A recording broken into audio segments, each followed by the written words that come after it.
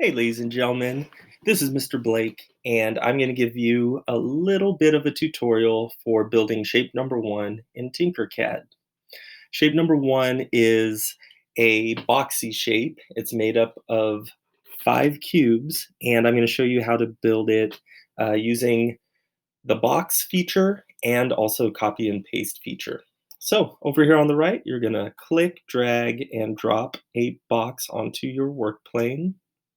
You can change the color of your box, and now that your box is selected, you can copy and paste it. When you copy and paste something, it's always going to put it at the same level and slightly to the right.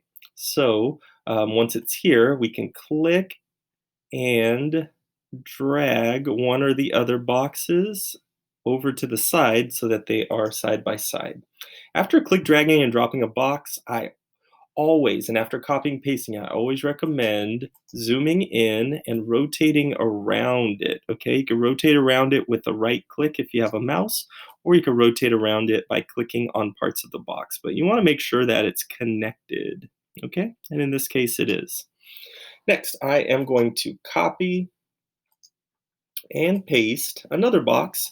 I'm choosing to do the one on the right because it's going to put it slightly over to the right. If I were to do this one, it would put it kind of in the middle between these boxes, and I don't want that. So now I can click and move it behind this one.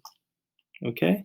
If I come over it from the top view and slightly change my angle, it really looks like those are connected, but not too overlapped. The next thing I need to do, and I'm going to move this over just a little bit. Okay, the next thing I need to do is put 2 more boxes right on top of this one. So it's selected by clicking on it and then copy, paste. All right, so if you want to stack a box directly on the one that is on the ground or on the work plane, I recommend actually taking the one that you just pasted and lining it up exactly with the box. Exactly, and releasing it.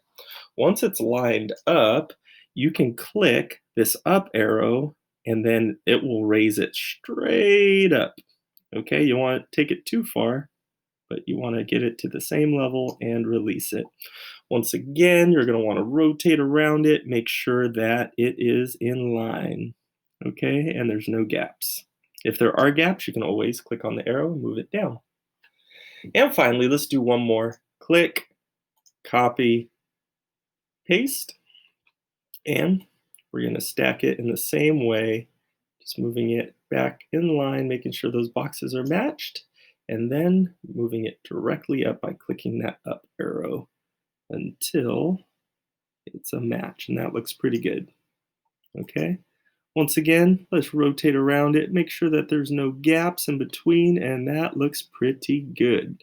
So ladies and gentlemen, that there is shape number one. We'll be adding shape number two to the same work plane, but in a separate video in a moment. So ladies and gentlemen, I hope this information is helpful, and I hope you have a great day.